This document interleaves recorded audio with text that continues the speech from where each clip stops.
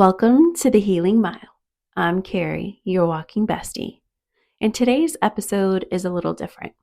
This one is personal because I thought before I could talk about becoming the leader of your mind in season 3, before I could help you with any of this, I had to live it. And when I looked back, I remembered one moment that stood out more than anything else. One thought that changed everything. For most of my life, my mind was really loud.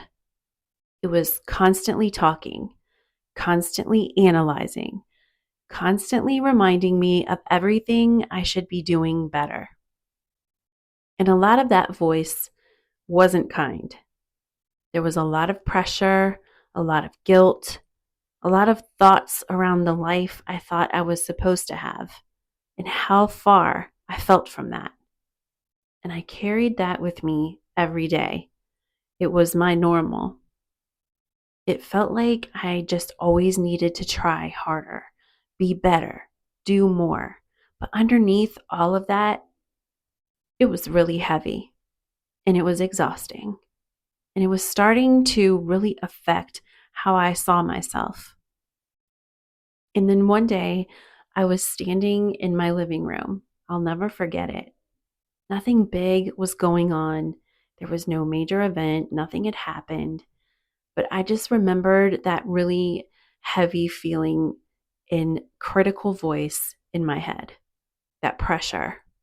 And something in me just paused. And I had this thought, I love myself. And it almost surprised me because it was so different from what I had been saying to myself. And then I said, I've done the best I could do with the knowledge I've had at every single time I've made a decision in my life. I've done my best and I forgive myself. And I'm moving on. I'm not going to talk to myself like this anymore. I took a deep breath and I remember feeling it immediately. That shift. My body felt lighter. My chest was more open. My mind felt quieter. And in that moment, I realized something I had never fully understood before. I am in control of my thoughts. I don't have to just listen to them. I can notice them and then decide what to do with them. And in that moment, I became the CEO of my mind. And from that moment forward, things started to change. Not overnight, not perfectly, but steadily. I started catching my thoughts more. When that old critical voice came back, I noticed it. And instead of following it, I shifted it. And that changed how I showed up in my life. I left a relationship that was not healthy for me. I moved into my own place, and for the first time in my life, I truly felt like I could take care of myself.